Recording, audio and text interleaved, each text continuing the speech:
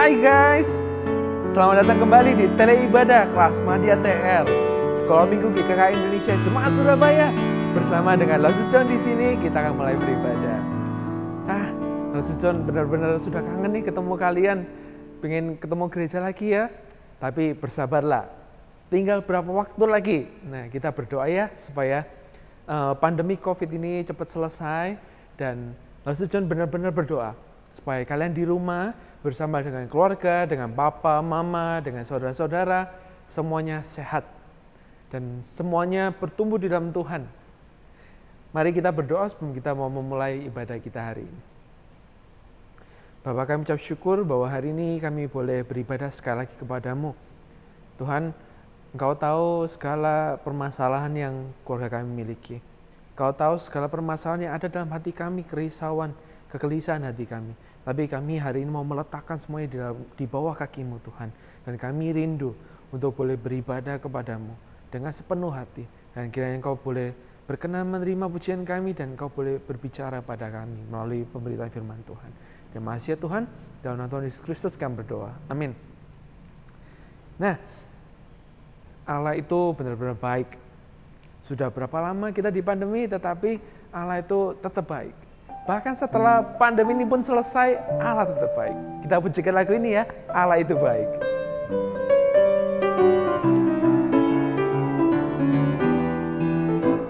Allah itu baik. Allah itu baik, sungguh baik bagiku.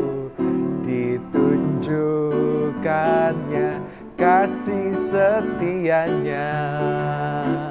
Dia menyediakan yang ku perlukan, menyatakan kebaikan, menyatakan kebaikan, menyatakan kebaikannya padaku.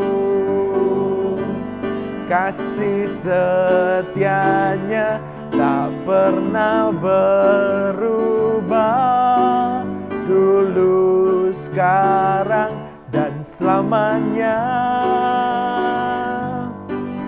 Ajaiblah kuasa dalam namanya.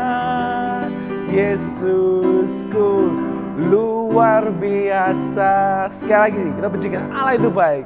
Allah itu baik, sungguh baik bagiku. Ditunjukkannya kasih setianya. Dia menyediakan yang ku perlukan, menyatakan kebaikan, menyatakan kebaikan, menyatakan kebaikannya padaku.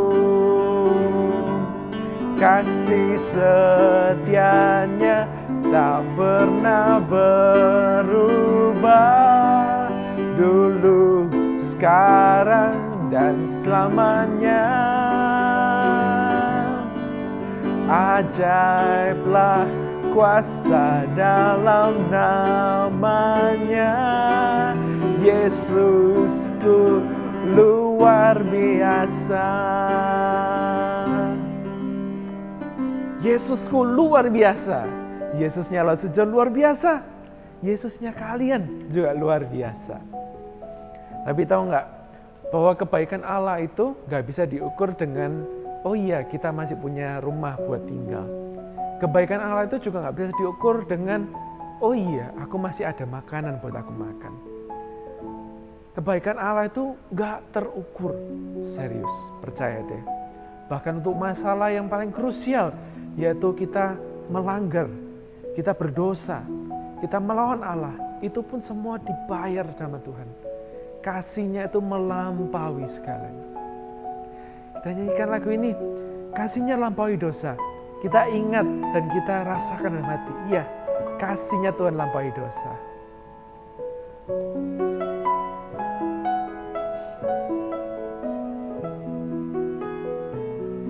Kasih yang melupakan pelanggaran, Walau Maha Tahu tak diingatnya, Allah hapuskan segala kesalahan. Kasih limpah kasih-Nya lampaui dosa. Puji Tuhan, sebab kasih-Nya sempurna.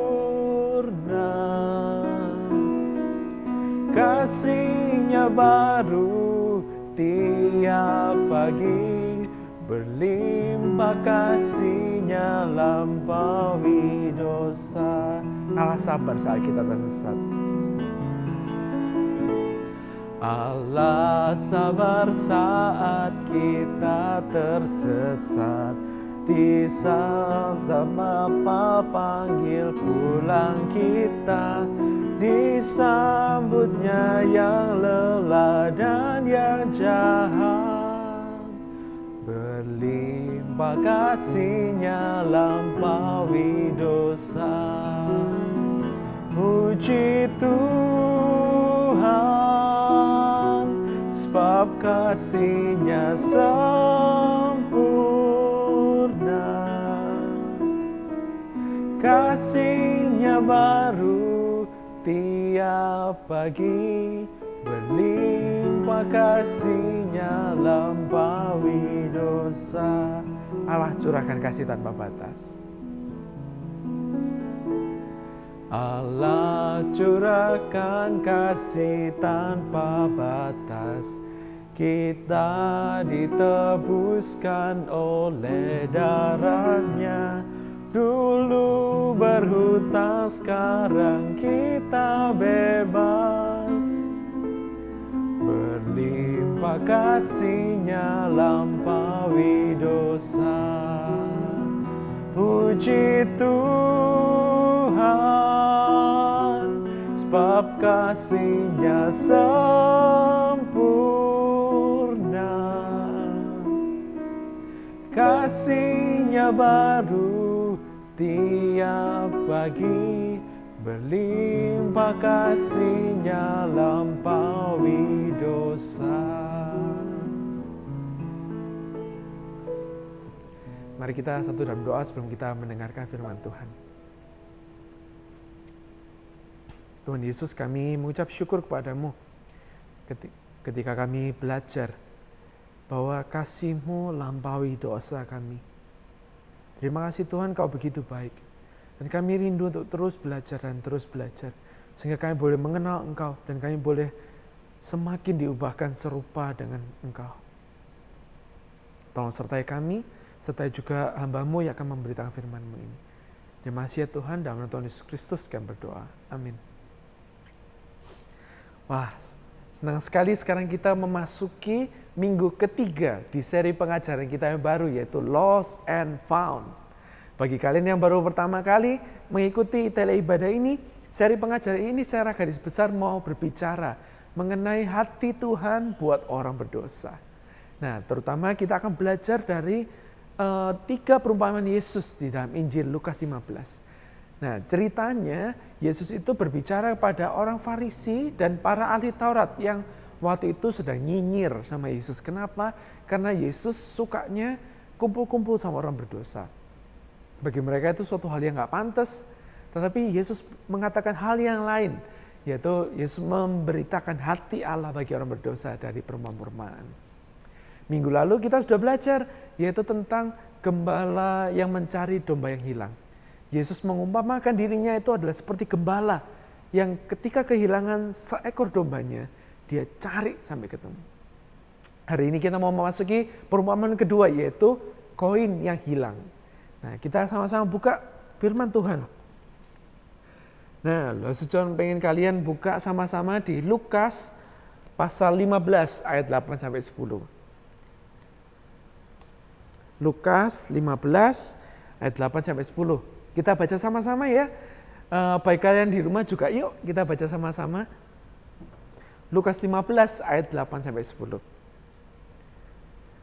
Atau perempuan manakah yang mempunyai 10 dirham dan jika ia kehilangan satu di antaranya, tidak menyalakan pelita, dan menyapu rumah serta mencarinya dengan cermat sampai ia menemukannya. Dan kalau ia telah menemukannya, ia memanggil sahabat-sahabatnya, tetangga-tetangganya, serta berkata, bersukacitalah bersama-sama dengan aku, sebab dirhamku yang hilang itu telah kutemukan. Aku berkata kepadamu, demikianlah juga akan ada sukacita pada malaikat-malaikat Allah karena satu orang berdosa yang bertobat. Ya, kisah yang menarik ya, kisahnya sederhana. Tetapi sebenarnya kisah ini ada kemiripan dengan kisah minggu lalu tentang domba yang hilang. Ya, kisahnya seputar bahwa ada seseorang yang kehilangan kepunyaan miliknya. Lalu orang itu mencarinya sampai ketemu, lalu ia bersuka cita ketika menemukannya. Nah, tetapi kita lihat dalam kisah ini tokoh utamanya itu adalah perempuan. Tokoh yang gak lazim dipilih pada waktu itu. Tetapi Yesus pakai. Nah, ceritanya seorang perempuan ini kehilangan 1 dirham di rumahnya. Dirham ini apa sih? Dirham itu adalah mata uang dari Romawi pada waktu itu. Nah, mata uangnya itu biasanya berbentuk koin dan dari perak. Ya, kira-kira seperti inilah ya. Iya, lalu John tunjukin. Nah, ini di sini mata uang Indonesia, tapi kira-kira inilah koin perak. Nah, pada waktu itu 1 dirham itu merupakan gaji 1 hari seorang buruh. Ya berarti pekerja kasar lah. 1 hari 1 koin buat 1 hari makan. Nah, kalau misalnya perempuan itu punya 10 dirham, berarti dia punya cukup uang untuk 10 hari hidup, 10 hari makan. Itu jumlah yang ya cukuplah buat 10 hari makan. Kalau misalnya dia kehilangan 1 dirham, apakah dia akan kelaparan? Enggak juga. Apakah dia akan jatuh miskin? Enggak juga. Dia masih punya 9 dirham. Jadi sebenarnya ketika perempuan ini kehilangan koin itu, ya itu ya mestinya bisa lah ya dilupakan. Atau ya dia nggak harusnya ya mengeluarkan usaha sebesar itu. Bayangin dia sampai nyalain pelita, nyalain lampu. Ya berarti kita bisa tahu lah kira-kira mungkin dia sadar koin itu hilang waktu malam. Dan zaman itu lampu itu gak seperti sekarang. Sekarang kita ngapain? Cetek. Nah langsung nyalakan ada saklar listriknya. Atau yang keren-keren. Hey Google, turn on the light. Nah, atau Alexa. Nah dan yang lain-lain. Zaman dulu kamu nyalain lampu itu gak semudah sekarang. Dan kenapa harus nyalain lampu? Kenapa gak tunggu waktu besok pagi aja? Tapi ternyata perempuan ini nggak seperti itu loh. Dan dia dicatat di sini apa? Dia repot-repot nyalain lampu. Yang kemungkinan harus diisi minyak atau dibakar dulu supaya nyala. Lalu kedua, dicatat di sini ada dia harus menyapu. Menyapu itu bukan berarti beres-beres rumah ya. Zaman itu nggak ada keramik, nggak ada tekel, nggak ada semen. Lantai rumahnya dari tanah. Jadi dia harus sapu. Buat cari apa? Supaya debu-debu itu hilang dan kelihatan di mana koinku. Aduh, kalau kalian yang belum pernah sapu rumah, ketika sapu itu, apalagi lantainya tanah, pasti debunya itu kemana-mana. Aduh, kotor dan gak karuan ya. Dan aduh, segala kerepotan ini kotor, nyalain lampu, dan apa-apa. Itu sebenarnya gak pantas buat nyari 1 koin yang hilang. Kenapa nggak tunggu besok pagi? Ketika ya sudah sekalian sapu-sapu rumah. Kenapa harus waktu itu juga? Kelihatannya koin itu berharga buat perempuan itu. Kalau koin itu nggak berharga, mungkin dia akan ya udah cincailah 1 dirham aja. Nanti mungkin bakal ketemu misalnya bulan depan atau gimana. Nah, dan juga kita lihat saking berharganya koin itu buat dia ya. Sampai ketika dia ketemu, dia itu nggak bisa nahan perasaan sukacitanya. Wah, dia bersukacita. Dia panggil tetangga-tetangganya, dia panggil teman-temannya. Wah, ini koinku ketemu, dirhamku ketemu. Wah, John nggak bisa bayangin sih seberapa girangnya orang itu ketika dia menunggu, wah dirhamku ketemu. Begitu juga John nggak bisa bayangin bagaimana ya ketika Allah itu melihat ada satu orang bertobat kembali. Bagaimana di surga itu, wah ada sukacita, ada malaikat semuanya ambil alat musik, nyanyi. Lalu tidak bisa bayangin. Tetapi itu yang Yesus ajarkan. Bahwa orang berdosa itu tetap layak dikasih Tuhan. Sehingga harus dicari. Dan sukacita itu ada ketika orang berdosa itu kembali kepada Tuhan. Wow, luar biasa. Dan teman-teman sekalian, dari kisah perumpamaan yang Yesus berikan ini, kita bisa lihat bahwa hati Tuhan itu seperti hati perempuan itu. Saking sayangnya sama yang terhilang, dia tuh segala kerepotan itu nggak repot. Dia cari dan bahkan dicatat dengan apa? Ia cari dengan cermat sampai ketemu. Sampai ketemu. Harus ketemu waktu itu juga. Dan itulah Tuhan kita Yesus Kristus. Kamu boleh cari di agama-agama lain di dunia, di Indonesia. Boleh cari dimanapun. Gak ada yang namanya ada seorang Tuhan yang datang ke dunia cari orang berdosa. Gak ada. Kebaikan diajarkan, tentu semuanya mengajarkan kebaikan. Tetapi gak ada yang mengajarkan bahwa Tuhannya sendiri itu cari orang berdosa. Cuma Tuhan kita Yesus Kristus. Dan juga satu hal yang kita bisa pelajari apa? Bahwa kondisi terhilang ini gak menutup di segala tempat. Kita lihat sama-sama tadi, koin ini hilang di mana waktu itu? Di rumah. Di tempat yang aman pun orang bisa terhilang. Bahkan kita juga nggak menutup bahwa di gereja pun akan ada orang yang terhilang. Ada. Kondisi yang baik itu bukan jadi jaminan bahwa kamu nggak terhilang. Dan Rasul John pun juga pernah mengalami waktu-waktu itu. Momen-momen di mana ya kelihatannya semua itu lancar jaya. Kerjaan lancar, ya hidup baiklah. Nah, ya nakalnya nggak aneh-aneh lah. Ya pokoknya standar. Pokoknya nggak diamui. Tetapi Rasul John tahu di hati. Kalau hati Rasul John itu nggak kepada Tuhan, itu Rasul John terhilang. Begitu juga dengan kalian. Apakah sekarang kalian merasa semuanya fine-fine aja? Apakah kalian merasa bahwa semuanya baik-baik aja? Aku kenyang, aku hangat, badanku ada baju, rumahku masih ada? Coba lihat ke hati kalian. Apakah kalian sayang sama Tuhan, cinta sama Tuhan, atau tidak? Kalau tidak pun, Rasul John mau kasih tahu kabar baik hari ini. Bahwa apa? Bahwa Tuhan melihat kalian itu berharga. Kalian itu dicintai Tuhan. Sehingga ia layak mencari kalian. Kalian pantas buat dicari Tuhan. Buat disayang. Dan ayo kembali kepada Tuhan. Berbalik dari dosamu.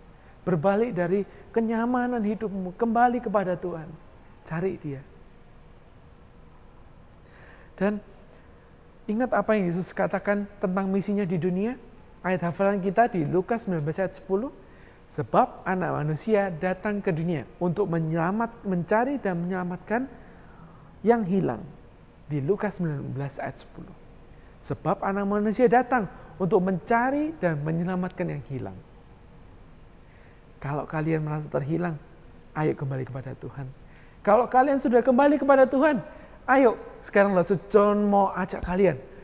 Sekarang kalian jadi rekan kerja Tuhan. Ayo kita cari koin-koin yang terhilang itu. Kita cari teman-teman kita, saudara-saudara kita yang mulai melupakan Tuhan. Caranya gampang kok. Kalau misalnya kalian malu ngomong, malu bersaksi. Caranya gampang. Kalian bisa bagikan link ibadah, tele ibadah ini. Bagikan aja. Ajak beribadah bersama. Dan ajak mereka untuk kembali kepada Tuhan. Biarlah mereka mendengar kabar baik ini. Bahwa Tuhan mengasihi kamu orang berdosa. Dan Tuhan merasa kamu pantas untuk dicari. Ayo kembali kepada Tuhan. Dan kalau kalian masih malu pun. Setelah ini kalian boleh kontak laus-laus kalian. Laus-laus kalian ada untuk kalian. Mereka ada sebagai rekan sekerja. ceritakan kesusahan kalian dan mari berjuang bersama. Mari kita semua kembali satu di dalam doa. Ya Tuhan, kami mengucap syukur padamu kalau Engkau begitu baik. Tuhan, kami rindu memberitakan kabar baik ini. Bantu kami yang masih muda ini. Tuhan tahu ada mungkin ketakutan, rasa malu di dalam hati kami. Tetapi Tuhan berikan kami kekuatan. Kalau ini kabar baik, maka ini gak boleh ditahan-tahan. Bantu kami untuk memberitakan kabar baik ya Tuhan. Makasih ya Tuhan, terpujilah namamu. Dalam nama Tuhan Yesus Kristus kami berdoa. Amin. Ya, ibadah kita sudah selesai hari ini. Dan Lalu John juga mau ingatkan bahwa jangan lupa untuk mengisi bejana untuk Tuhan. Mari kita tetap setia memberikan sedikit dari apa yang Tuhan sudah percaya pada kita untuk pekerjaan Tuhan. Dan nanti ketika kita kembali ke gereja, kita bawa bejana untuk Tuhan. Kita persembahkan untuk Tuhan supaya pekerjaan Tuhan semakin luas. Dan jangan lupa tanggal 3-5 Juli kita ada acara Vacation Fun Day. Nanti tunggu pengumuman lebih lanjut ya. Tapi jangan lupa mendaftar dan join bersama dengan kita. Thank you teman-teman. Dan stay safe, stay healthy, and God bless you.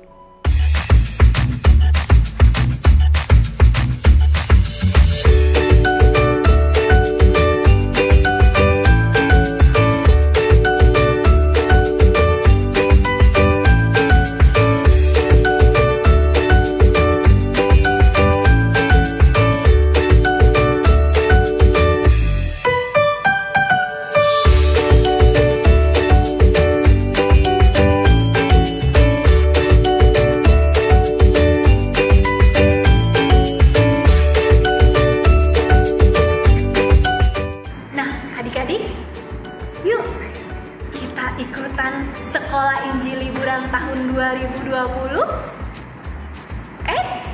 Jangan lupa daftar dulu ya.